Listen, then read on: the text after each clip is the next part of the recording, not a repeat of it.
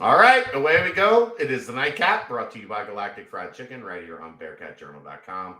Make sure, as always, go to www.galacticfriedchicken.com, download the app for Android, iPhone, everything Galactic, and get down to Dayton, Kentucky. Tell them to pump it up, save yourself 15%, or go on the app and they will deliver pretty much anywhere inside the 275 loop, right to your front door to get that Galactic goodness. They are open Wednesday through Sunday, lunch and dinner. Patio now open. Weather's getting nice. A couple of delightful days the past few days here in Cincinnati. So make sure you get down and visit the people that support us. All right, Aaron, look, let's be honest here. I don't want to do this show. You don't want to do this show. No. There's nothing about this show I want to do. But it's a Cincinnati story. It originated in Cincinnati. It involves a former Cincinnati coach. It involves a crosstown shootout that I can't locate. And we have to talk about it. I didn't want to do it live because, look, man. All the reasons. People are going to get fired over this thing. If one of us says something stupid, guess what we're going to do? We're going to delete this recording and it'll never see the light of day. They did not have that luxury this afternoon on 700 WLW. So, if you've been living under a rock today. Who, by the way, issues you checks at times. Right. I worked there. Let's remember that. I worked there. I'm not a freelance contractor anymore. I'm actually an employee.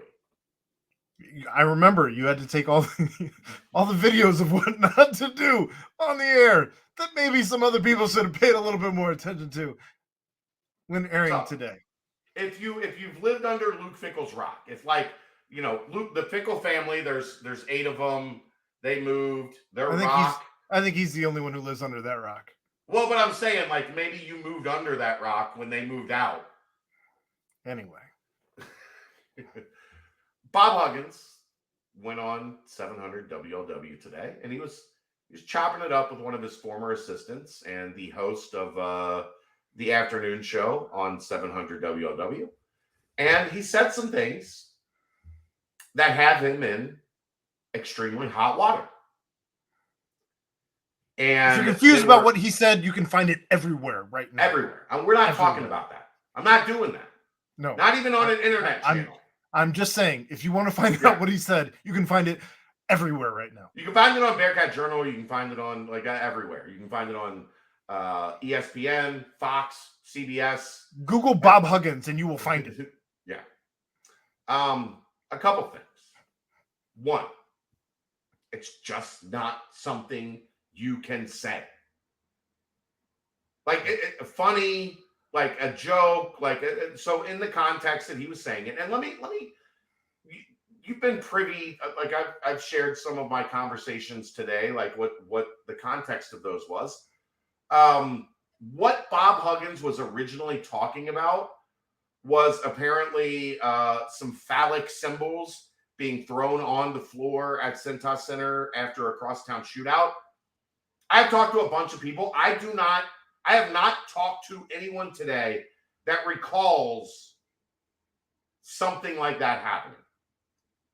I'm not saying it didn't happen. I'm saying I tried my best to do my due diligence to find the crosstown shootout that this alleged thing happened. Nobody I've talked to has been like, yeah, I remember that. So, and supposedly you said there was a blog where it happened in 09. 09? Like it would, that 09 would have been the Lance Stevenson, let's dissect that double overtime game. And let's dissect that for a moment. First off, let's go even further back. The fuck is Bob Huggins doing on the radio to begin with? So, what happened was Steve Moeller, who was a former assistant coach for Bob Huggins, has an event that he was promoting. He was in studio on the radio at WLW, and they called hugs just to get him on. Good for ratings, I guess. Whatever. If you listen to the audio clip, they told him at the beginning of the clip that he was live on air. Because you have maybe he heard it legally. Maybe he didn't. Legally, you have to say if you call somebody and put them live on air, you have to like if they don't know. If I call Aaron tomorrow, if I'm in for Mo and I call Aaron and put him live on the air, I have to say you're live on the air. That happened. It's in the audio records. It happened. Yeah. And they were just cutting it up like there wasn't microphones live in front of everybody. And of course, when you do something that stupid in a town like this, where guess what? Any town, it doesn't matter. Any town. Let me. In a town like this, where the two biggest rivals are, 3 miles apart, and there are fans of both teams listening at all hours of every day. And if you're going to say what he said about, he didn't say it about the basketball team. He didn't say it about the rivalry. And it would have made it. It would not have made it any better either way. No. But let me get to my point. You're right. It would not have made it any better either way. He said it about the fans of the school. I don't know who in their right mind would think you're going to get away with that. And not only did he say it once, he said it, and then he doubled back and did it again. And Aaron, this is what the topic of conversation is. I don't know how Bob Huggins coaches another game at West Virginia. Well, I will counter that in the only way that I know how. And it's disgusting. And I'll say that before I give the point. But it's because he has put together the best team that West Virginia has ever had in his entirety of being at West Virginia. That's incorrect. He coached a Final Four team at West Virginia. We'll see. With some really talented guys. We don't know what this team could be, in fairness. Sure. But it's a really good team as put together. And it's cost him a lot of money via NIL. It hasn't cost him. It's cost the gas station guy a lot of money. I mean, I wouldn't say all that. It's cost whoever the little general is. It's cost the little general a lot of money. Regardless, they've put together a team. Yeah. And you're in a place where some things can slide. It's national news. It's national news. It's national news, and it's a huge deal. Yeah. That was said at like a sports stag or like somewhere off the record that somebody is just like, hey, I was at the with a phone recorder in the pocket. You caught somebody I was at the Charleston, West Virginia, Charleston High School sports stag last night. Good old boys conversation, dapping up and whatever. Instead, he said it on one of the most powerful radio stations in the country. And he blasted it everywhere. Twice. Doubled back, said it, then made sure he said what he meant. Like, that's the part about this that's wild. He said it and then was like, let me make sure I said what I meant. Not, I said the bad thing, and then I'm going to double back and make it worse with what he said. The hosts of that show did him no favors. The host of the show loved it. It was the best thing he'd ever heard anybody say. Like, I don't care if you think that it should be okay. I don't care if you think it's the worst thing anybody's said in the history of things being said. You can't do that. Like, there are things in our society that you can't do. And he did one of them at 2:00 in the afternoon on live radio openly, and then made sure you got his point while laughing. If you work anywhere in this entire country at this point, anywhere in corporate America, and you say what he said, you're fired. There is no investigation. Look, you were called into HR and you were told to go home. You know how, like, there have been a couple things that have happened on this network, silly stuff where we're joking around and laughing. Not even a tenth of what that was. And I have stopped you guys and been like, no. It's not just you. Like, we all kind of react the same way. Yeah, we're like, no, you've done it. I've done it. Like, no, we have before. We have conversations. Even when we're live, we have conversations about anything that grazes, anything that gets close to the sun. Yeah. We don't ever want to fly too close to the sun. Because this can all be torn down in a second with one stupid thing. And we're idiots.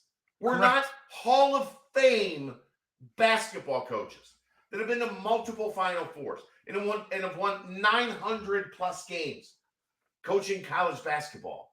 We, as dumb as we are, have an understanding of the things you can't say. And guess what? Careful. Always be careful.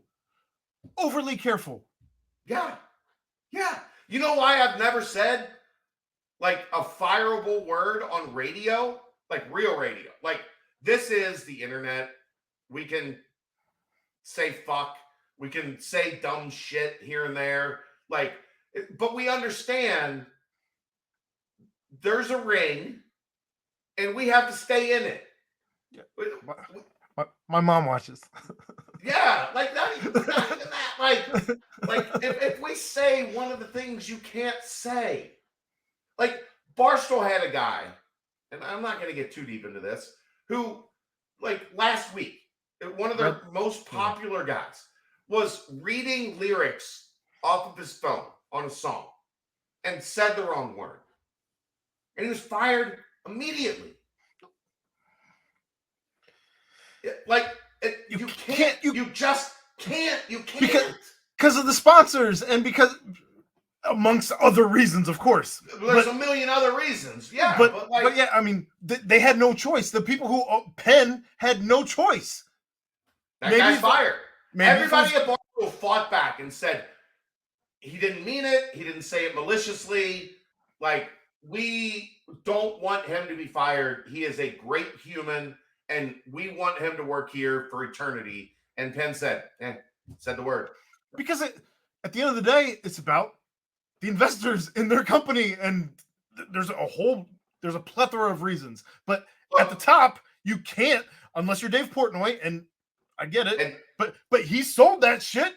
And so there's people at the top above Dave Portnoy. If he said it now, Dave Portnoy would not be at Barstool anymore. And not that Dave Portnoy's just saying any use of certain words either. You know what this comes back to? And this just kind of hit me. It comes back to George Carlin, the 7 words. Like, if you're of a certain age, you understand George Carlin, back in the 80s, I think, came out with like, these are the 7 words you can't say on TV. And he said them. But at the time, those were the words. If you said one of those words, you were out. Regardless, didn't matter. You were out. Like, you didn't get to be back on TV. No, it's actually shrunk. 7? You can say all of those words that he said were the 7 words. There's like 5 words now that you can't say. Maybe 4. And we're not going to get into what they are but most of the words you can say. Like, if you go on TikTok or you go on whatever. I'm gonna say there's more than 4 words, but I don't know. Not immediately cancelable. I think there's not immediately you're out. I think there's about 14, but whatever. Bob said one of the words you can't say. Yeah. And said it so casually and said it twice to make sure you heard what he said the first time. And this, honestly, as we're talking about Cincinnati, this goes back to Tom Brenneman not too long ago, one of Bob's friends. And Marty recently has tried to cap for Tom and hey, Right. why can't he get a job again? He's done the time. And that's only in Marty's eyes, I suppose. It was disingenuous. His apology was disingenuous. The things he's done have not resonated with the people that he offended. With the community, with anybody. Right. Except Bob Huggins, who had him speak to his team about bad luck, making Bob. the error that was made. And that was used against Bob Huggins today. Yes, it has been. Look, Bob Huggins is a great basketball coach. But that doesn't put you, and a lot of these people, Aaron, like, you know, you've been doing this for 30 years and you feel like, you know, you're untouchable, essentially. And you say the things that you used to say in private. Now all of a sudden you're saying them out loud in public. You get power drunk. Yeah. Or real drunk, whatever. Well, and that's reckless. That's reckless speculation. However, I'm not saying you. I'm just, you know. But the other thing is, here's the other thing for me. Why is he still on radio in Cincinnati? It's been what, 25 years? How many years? 2005. 2005 was his last year at Cincinnati. 18 years. Yeah. Cool. What are we doing? Why? But the thing, go back to what we made fun of for months last year. He showed up at a charity event, and there were like 9 people surrounding him at this charity event, asking him questions about, it's hard. You know, it's hard. Not saying what you said on the radio. That's hard. It's hard. It's harder than going to Lubbock on a Tuesday night. It's hard. Like why do we continue to put here's the answer. Why do we continue to put a microphone in front of Bob Huggins' face? Because there's always been the chance that he was going to say what he said today.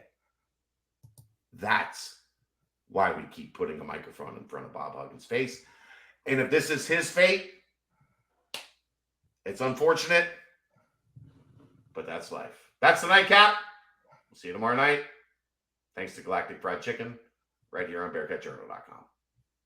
See ya!